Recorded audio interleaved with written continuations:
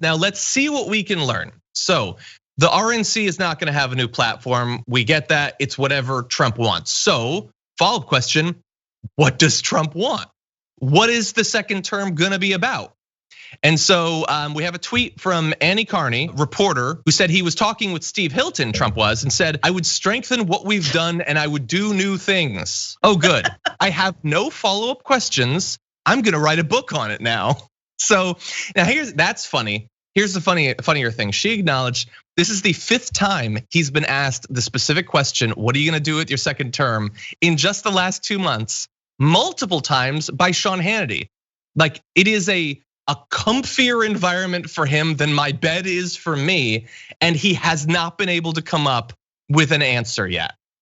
It's whatever. The Republicans don't know, his base doesn't know, and he doesn't know literally anything. Now we're gonna get to a little bit of it, but I would ask you first, like, do you have expectations? Do you think he will make clear anything about his agenda in today's speech or any of the follow-on speeches this week? Donald Trump will vote for Joe Biden. Do not mistake that. He's gonna get into the little polling booth, close the little curtain, look both ways, and vote for Joe Biden. Look, I thought he would maybe vote for Clinton in 2016. I don't think he did, because he was like, what if this might be fun, because he never wanted to be president.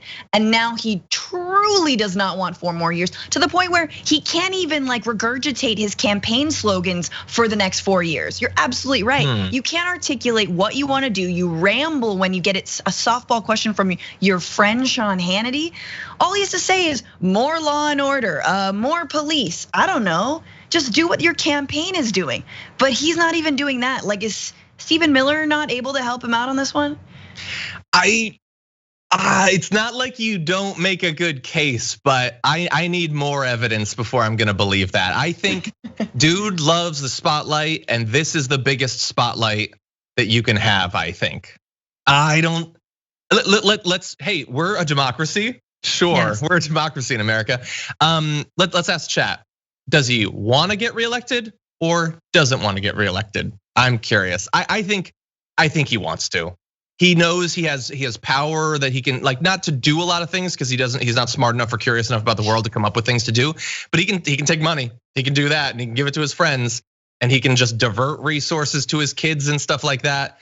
I think he hates parts of it, definitely. And if he doesn't get reelected, he's still gonna be a constant presence on Fox News and everything, but I think he likes it too much.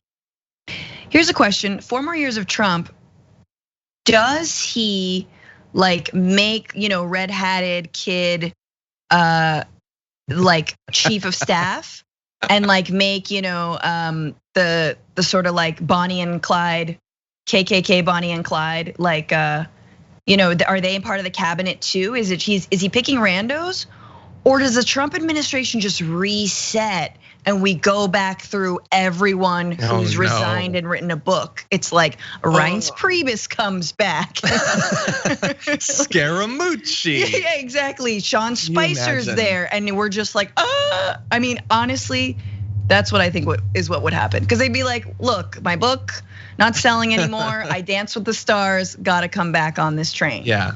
I don't know. I will just quickly say, and again, I've said this multiple times, I really don't care about this kid. I just didn't buy the development of that story, the idea that he was just totally wrong place, wrong time. He doesn't think anything bad towards Native Americans or anyone who's not white. Yeah, just wait and follow him, follow his career. Let's see what happens. Let's see if he just goes about his life as a normal private citizen with no racial animus or anything like that. Or let's see if he tries to chase that dragon and just tries to get on the right-wing shows, and he's on Fox News and now he's got a podcast. Oh, let's see, because we were wrong, remember? Left was wrong to imply anything about what he thinks about politics, right? It's just a regular kid. Okay, well, let's see, let's find out. I completely agree with you, John. Anyway, 100%. Supreme Court. Yeah, and like, I don't remember his name, honestly. No. Like, and I really don't care. And if he wants to be a private citizen, leave him alone. He can be a private citizen. I would once you sue multiple media companies, it's a little bit more difficult to do that. But anyway, okay. So as to what he's supposedly going to do, while he's not going to know much of this or say much of it in his multiple speeches this week, Trump and his campaign did put out some of his goals for a second term. And so I don't want to pop through a few of these. So one is on a section called eradicate COVID-19. Wait, I thought we already eradicated it. First is develop a vaccine by the end of 2020. Okay, the laudable goal, and we're gonna talk about that more later on the show. The number 2 is return to normal in 2021. Dude, same. That's my goal too. That's all I want. And then like things like making the supplies available, refilling stockpiles. Dude says every day that it's not his job, it's the governor's job. Well, stop implying that you're gonna suddenly, be some sort of leader when you've been passing the buck for months at this point. No, if you did the failure, you don't get to suddenly imply success for things that you hypothetically would do someday. That whole section is basically, give me a vaccine. That's it. That's the whole thing. We also have on healthcare things like cut prescription drug prices, put patients and doctors back in charge of our healthcare system. I don't know what that's supposed to mean, and I doubt he's going to do much, if anything, to cut prescription drug prices. Lowering the premiums. What is he going to do? He told us what was it, a month ago that in 2 weeks he's going to have his healthcare plan. He told us the same thing 3 years ago. It's never going to happen. There's no plan. There's nothing coming. Stop lying. He's going to cover all pre-existing conditions. No, we have that. You're the one trying to take it away. We've got that already. They're covered. They're covered. So he can just put things in there that like he wants to imply don't exist, and not a single Trump voter is going to look at that and be like, wait, that's not true. Didn't the ACA provide protections for that? We're gonna get rid of child labor. They've been in the coal mines for too long. Like, you're absolutely right. I mean, healthcare is a really interesting one. And this is, of course, where I get mad at the Democrats for not pushing harder. But even people like Ted Cruz know that they've lost the discussion around healthcare. They've lost the debate. I mean, they're still gonna try and repeal the ACA, but they have no alternative because they realize, hey, the ACA is kind of great if you're a private health insurer and if you invest in private health insurance companies. Like, they're billionaires too. So why is this not a win-win for Republicans, Democrats, and the private health insurance industry? And yet public opinion keeps on moving farther and farther, not left, but just, hey, we should cover everyone regardless of their ability to pay. And no, it shouldn't be means tested. And yes, it should be universal. Like, let's just do it already. So it's interesting just how much has changed in 10 years. I mean, both parties have issues that they run on every 4 years, and then when they're in power, they do literally nothing to change it because it turns out it's just more convenient to run on it than to do anything. Covering all pre-existing conditions.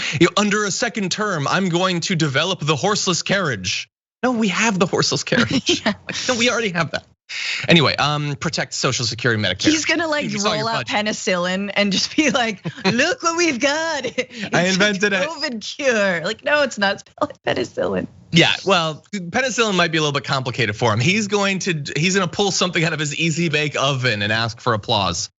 Okay, so on education, I swear to God, this is the entire thing. So one is provide school choice to every child in America. That just means privatize education and teach American exceptionalism. So privatize it and then just teach kids we're the best. They ignore all the issues we have. We don't need to fix anything and we're not going to. We're the best. That's it. That's the whole section on education.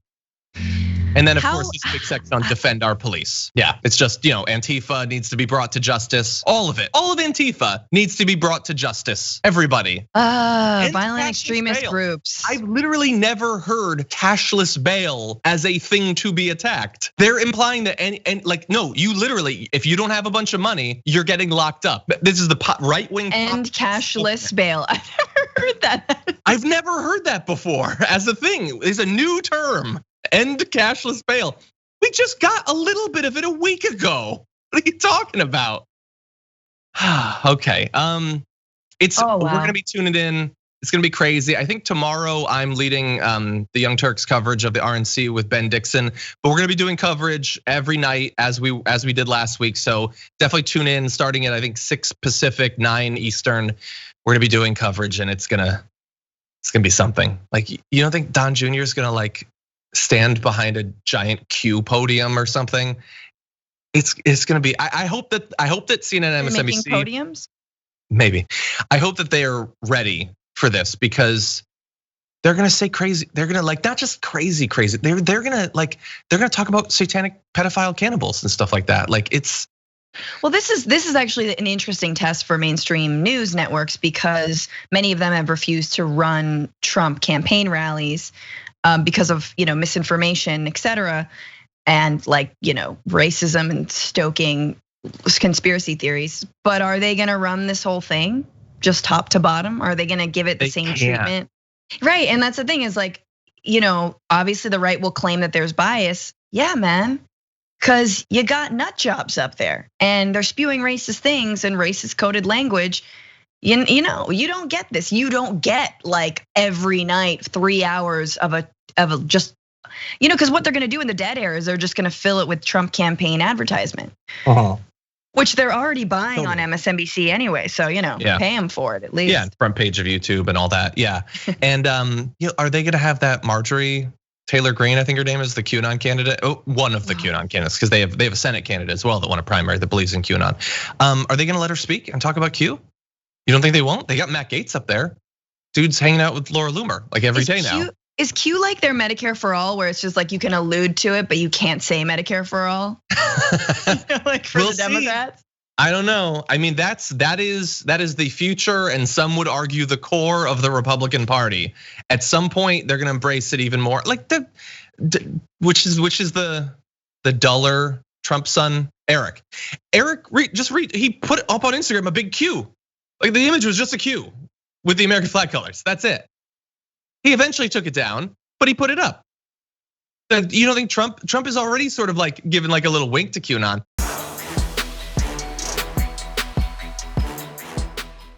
For more political news breakdowns, interviews, stories of activism, and me trying my hardest to care about the occasional big celebrity news story, subscribe to our YouTube channel at youtube.com/thedamagereport. And you can ring the bell wherever it is so you don't miss anything.